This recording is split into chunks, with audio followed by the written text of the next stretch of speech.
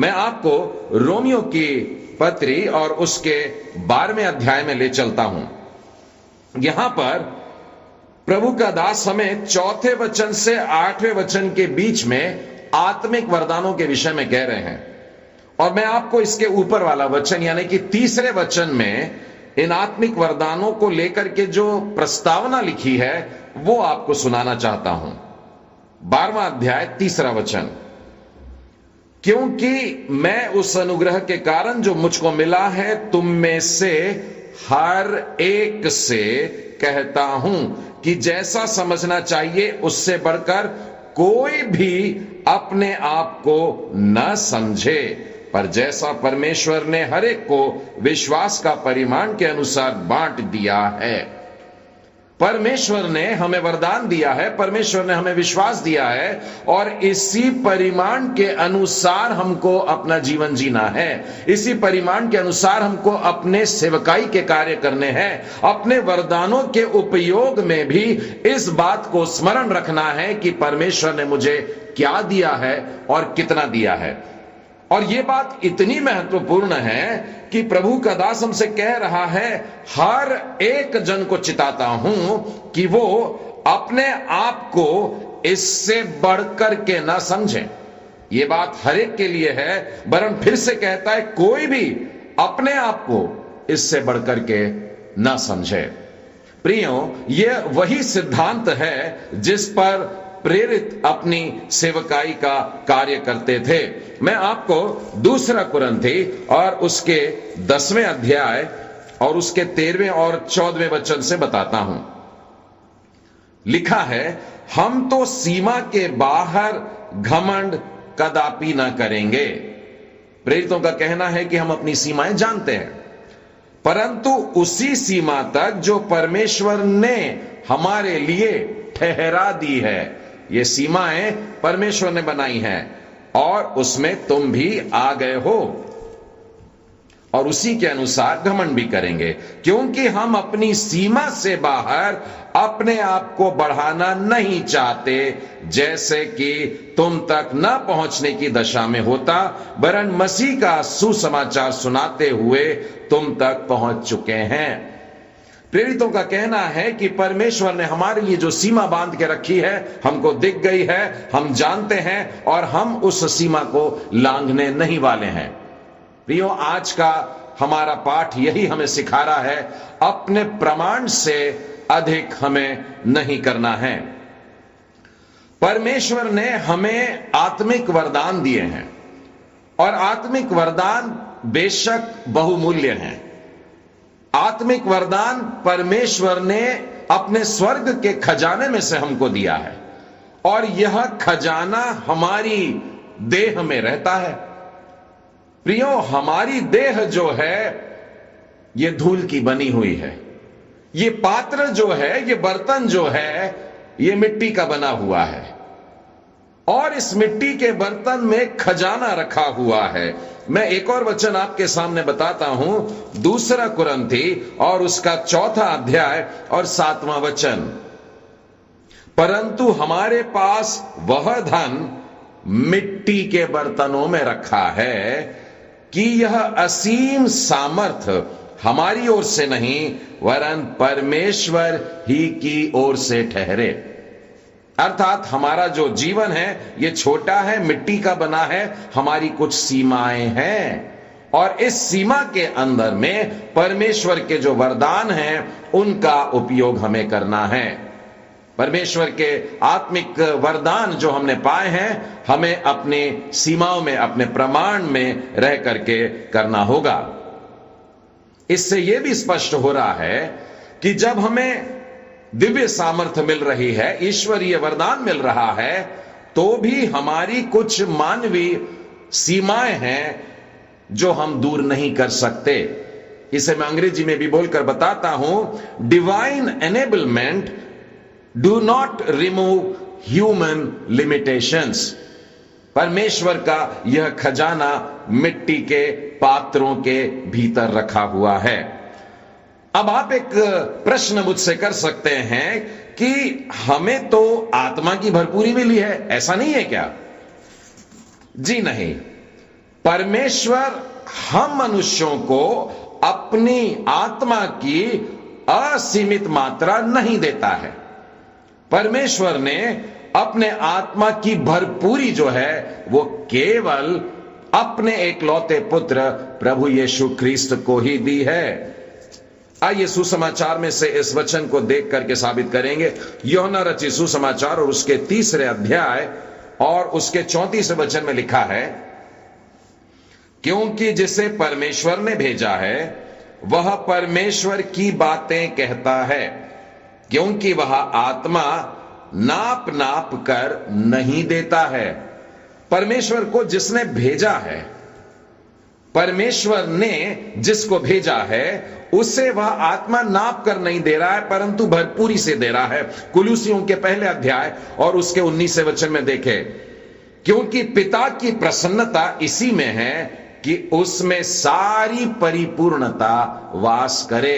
परमेश्वर पिता को यह भाया कि प्रभु यीशु में उसके आत्मा का स्वभाव, उसके आत्मा का सामर्थ भरपूरी से नजर आए, और इसीलिए प्रभु यीशु को वो अपने आत्मा की असीमित सामर्थ से परिपूर्ण करता है। हम लोगों के लिए फिर क्या लिखा है?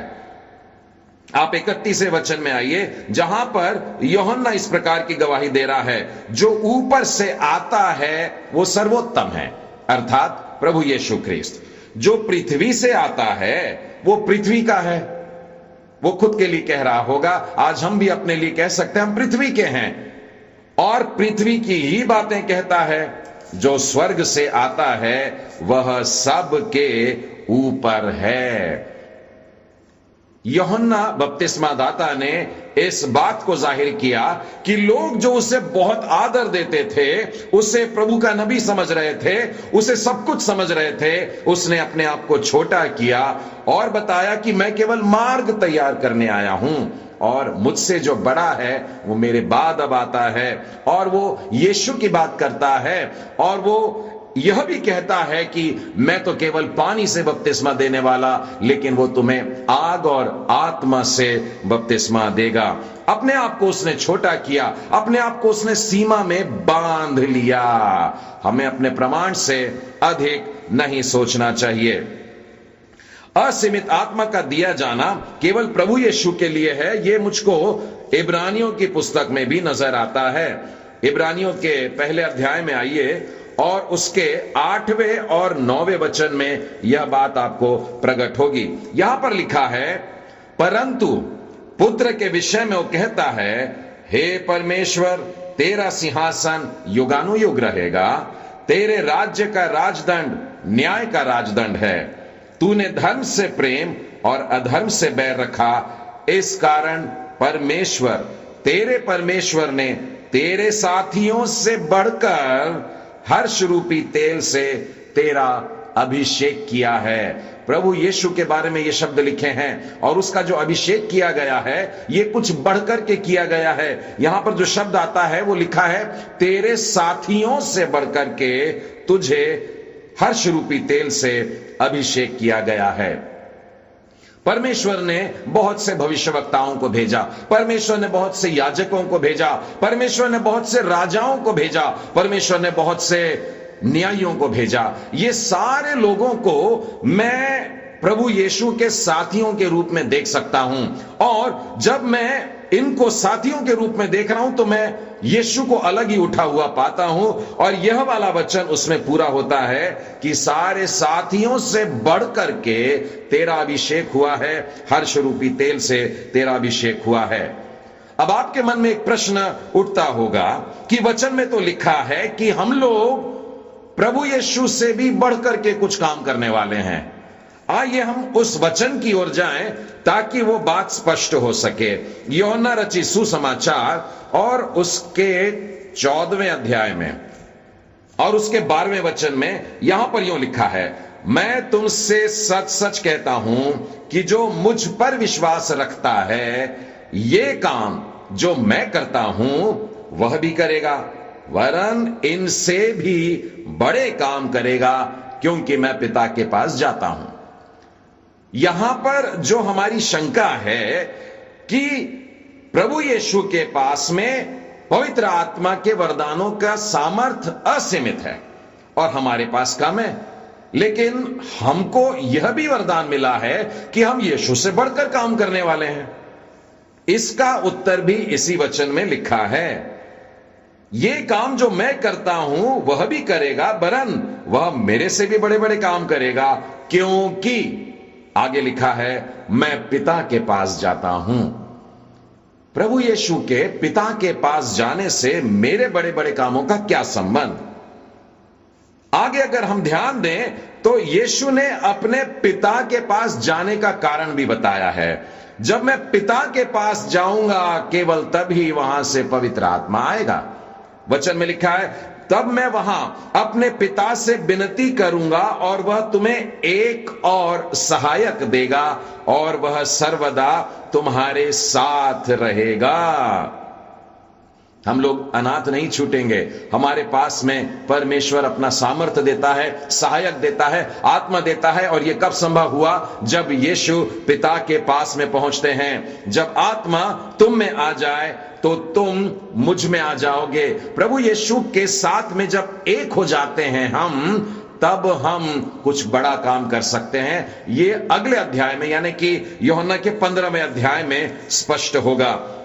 यूहन्ना का 15वां अध्याय और उसके 5वें वचन में देखिए लिखा है, मैं दाखलता हूं तुम डालियां हो, जो मुझ में बना रहता है और मैं उसमें, वह बहुत फल फलता है।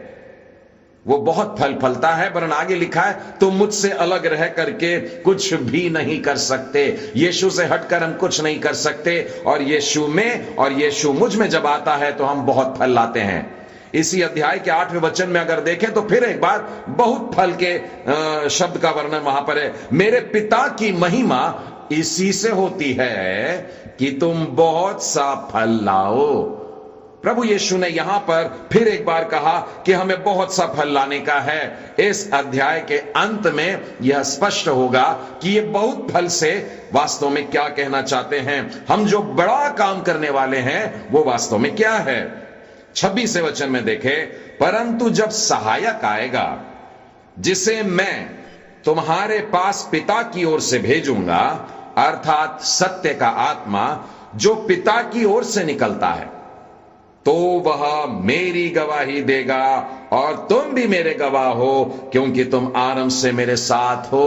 पिता के पास से हमारे लिए एक आत्मा भेजा है और वो आत्मा हमें अद्भुत सामर्थ से भरता है और हम उसमें होकर के प्रभु यीशु की गवाही देते हैं और आत्माओं को बटोरते हैं। इस प्रकार से हम बड़े काम करने वाले हैं। हां प्रियो, यह एक ऐसा उदाहरण है कि हम बाइबल के कठिन पाठांशों को अर्थ बताते समय उसके संदर्भ और उसके विषय से जुड़े रहते हैं। आइए अब कुछ व्यवहारिक उदाहरणों को देखें जिससे हम यह सीख सकेंगे कि हमें सीमाओं को लांघना नहीं है। हमको परमेश्वर ने जितना दिया है हम उसी घेरे के भीतर रह करके कार्य करें। पहला उदाहरण भविष्यवाणियों से लेना चाहूंगा। मुझे बताइए कि क्या आज भी भविष्यवक्ता होते हैं? नहीं। कम से कम उस प्रकार के विशेषाधिकार रखने वाले भविष्यवक्ता नहीं, जैसा कि दूसरे पतरस के पहले अध्याय में लिखा है कि परमेश्वर के वे लोग जो पवित्र आत्मा के चलाए चल करके और उसकी प्रेरणा के द्वारा पवित्र शास्त्र का लेखन करते थे। वे प्रभु के लोग जिन्होंने बाइबल को लिखा है। उस प्रकार के भविष्यवक्ता हमें आज तो नहीं मिलते, परंतु फिर भी अगर सामान्य नजरों से मैं देखूं तो भविष्यवक्ता हैं, आज भी हैं। यदि प्रेरितों के कार्य और उसके दूसरे अध्याय का 17वां वचन देखो, पतरस यहां पर योएल नबी की पुस्तक में से कह रहे हैं, परमेश्वर कहता है अंत के दिनों में ऐसा होगा, मैं अपना आत्मा सब मनुष्यों पर उंडेलूंगा और तुम्हारे बेटे और तुम्हारी बेटियां भविष्यवाणियां करेगी।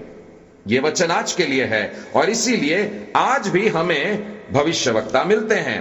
उसी तरह से इफिसियों के 4 अध्याय के 11वें वचन में अगर मैं देखता हूं तो यहां पर भी ऐसा ही पाता हूं। उसने कुछ को प्रेरित नियुक्त किया, कुछ को भविष्यवक्ता नियुक्त किया, कुछ को सुसमाचार सुनाने वाले, कुछ को रखवाले, कुछ को उपदेशक। अलग अलग प्रकार के वरदान हैं, जिनमें से भविष्यवाणी की भी एक बात है, एक वरदान है। अर्थात आज भी हमें भविष्यवक्ता मिलते हैं। आज परमेश्वर की बातों को सुनाने के लिए इन भविष्यवक्ताओं को मेरी सलाह है कि वे बाइबल के उन भविष्यवक्ताओं के समान यह ना कहें कि परमेश्वर की यह वाणी है, परंतु यह कहे कि मेरी समझ में परमेश्वर हमसे यह चाहता है, और उसके बाद आप उन बातों को कह सकते हैं। पौलुस प्रेरित ने जब भविष्यवाणी के वरदान के विषय में कहा, तो देखिए इसका कैसा अर्थ होता है। रोमियो के 12वें अध्याय में आइए और उसके 6वें वचन में देखते हैं। जबकि हम उस अनुग्रह के अनुसार जो हमें दिया गया है, हमें भिन्न भिन्न वरदान मिले हैं, तो जिसको भविष्यवाणी का दान मिला हो वह विश्वास के परिमाण के अनुसार भविष्यवाणी करे। भविष्यवाणी का दान मिल गया है, इसका मतलब यह नहीं कि हम बढ़ चढ़ करके कुछ बातें कहना शुरू कर दें। बाइबल हमको स्पष्ट कहती है कि भविष्यवाणी का दान जिसको मिला है वह विश्वास के परिमाण के अनुसार ही भविष्यवाणी करे। मैं एक उदाहरण देकर के समझाता हूं। पौलुस प्रेरित एक बार 4-5 भविष्यवक्ताओं के बीच में फंस से गए थे। उनमें से एक है अगबस, और 4 बहनें हैं। फिलिप्पुस की 4 बेटियां, कुंवारी बेटियां थी जो भविष्यवाणी किया करती थी, और पौलुस उनके स्थान से निकल करके यरूशलेम को जाना चाहते थे, और इन 4 ने भविष्यवाणी शुरू की, 5 ने, और यह कहा कि तेरा यरूशलेम जाना ठीक नहीं, वहां पर तेरे लिए सतावट है, वहां मुसीबत की बातें हैं, और भी बहुत सारी बातें। इतनी ज्यादा तरीके से भविष्यवाणी करने लगे, इतने बोझ से करने लगे कि लिखा है वे रोने लगे, वे बिलखने लगे, और पौलुस को यरूशलेम जाने से रोकने लगे। पौलुस इस बात के लिए उनके सामने यह कहता है कि तुम क्या करते हो, तुम रो रो करके मेरा दिल तोड़ते हो। पौलुस ने उनकी बातों को नहीं माना, अर्थात यरूशलेम जाने से जो मनाही कर रहे थे इस बात को नहीं माना। वो यरूशलेम गया क्योंकि इन भविष्यवाणियों को पौलुस ने जानकारी करके लिया, ना कि निर्देश। मैं ये कैसे कह सकता हूं? प्रेरितों के कार्य के 23वें अध्याय के 11वें वचन में देखिए, वो यरूशलेम चला जाता है, यरूशलेम में जाकर के वो प्रचार करना शुरू करता है, वो अपनी जीवन की गवाही देता है, अन्य जातियों के बीच में प्रचार करता है, महासभा के सामने है, अब पकड़ भी लिया गया है, लोग उसकी हत्या का षड्यंत्र भी बना रहे हैं। उस बीच में प्रभु यीशु के दर्शन फिर उसे मिलते हैं। उसी रात प्रभु ने उसके पास खड़े होकर के कहा, हे पौलुस, ढाढ़स बांध, क्योंकि जैसा तूने यरूशलेम में मेरी गवाही दी, वैसे ही तुझे रोम में भी मेरी गवाही देनी होगी। अर्थात प्रभु यीशु ने उसके यरूशलेम आने की बात पर अपनी मुहर लगा दी। अर्थात यीशु भी चाहते थे कि वो यरूशलेम आए, यहां पे प्रचार हो, और इसके बाद रोम में भी उसको जाना है। तो प्रियो, जब भी कोई भविष्यवाणी करता है तो इस बात को याद रखें कि वे बातें आपके लिए जानकारी करके रहे, ना कि निर्देश करके। और आप प्रभु से अपने जीवन के बारे में यह बात पूछ सकते हैं। आप लोग जानते भी हैं कि 1 कुरिन्थी 13वें अध्याय के 9वें वचन में लिखा है, हमारी भविष्यवाणी अधूरी है। यही वो बात साबित होती है। दूसरा उदाहरण देखते हैं आश्चर्य कर्मों का। विशेष करके पुराने नियम में आइए यहोशू की पुस्तक और उसके 10वें अध्याय में। यहां पर युद्ध चल रहा है, और उस समय यहोशू ने यहोवा से इजराइलियों के देखते हुए यह बात कही। क्या है?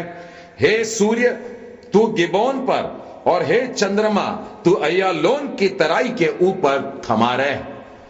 और एक बड़ा अद्भुत सा आश्चर्य कर्म होता है कि ये दोनों आसमान में अपनी अपनी जगह पर रुक जाते हैं।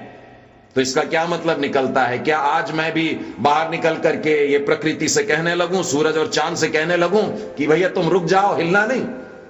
ऐसा नहीं है। हमें ये इस प्रकार की बात को नहीं करना है। और इसका कारण क्या है? अगले ही वचन में देखिए, 14वें वचन में लिखा है, ना तो उससे पहले कोई ऐसा दिन हुआ और ना ही उसके बाद जिसमें यहोवा ने किसी पुरुष की सुनी हो। सूरज और चांद को रोकने की बात बस इसी घटना में हुई है, ना इसके पहले और न बाद में यहां पर स्पष्ट लिखा है। एलिया नबी की भी बात मुझको याद आती है। उन्होंने प्रार्थना की और बारिश होना थम गया, और बाद में उन्होंने प्रार्थना की, 3.5 बरस का समय बीता और वो प्रार्थना करते हैं और फिर से बारिश होने लगती है। अन्य जातियों के सामने इस प्रकार से क्या मैं खड़े होकर के बादलों को फिर आज्ञा देने लगूं कि बरसने लगे और अब थम जाए? यह अन्य जातियों और मूर्ति पूजक राजाओं के सामने जैसे कि एलिया ने किया था? बिल्कुल नहीं। यदि आप इस भाग को याकूब की पत्री में आइए 5वें अध्याय और उसके 16वें वचन में देखिए, याकूब 5 और 16, जहां पर एलिया के बारे में लिखा है कि यह तो हमारे समान दुख सुख भोगी मनुष्य था। उसने गिड़गिड़ा कर प्रार्थना की कि मेह न बरसे। 3.5 वर्ष तक भूमि पर मेह नहीं बरसा। फिर उसने प्रार्थना की तो आकाश से वर्षा हुई और भूमि फलवंत हुई। यहां पर यह उदाहरण हमारे प्रार्थना के लिए लिखा गया है कि प्रार्थना में कैसी सामर्थ्य है। उसके ऊपर का वचन पढ़िए, इसलिए तुम आपस में एक दूसरे के सामने अपने अपने पापों को मान लो, एक दूसरे के लिए प्रार्थना करो जिससे चंगे हो जाओ। धर्मी जन की प्रार्थना के प्रभाव से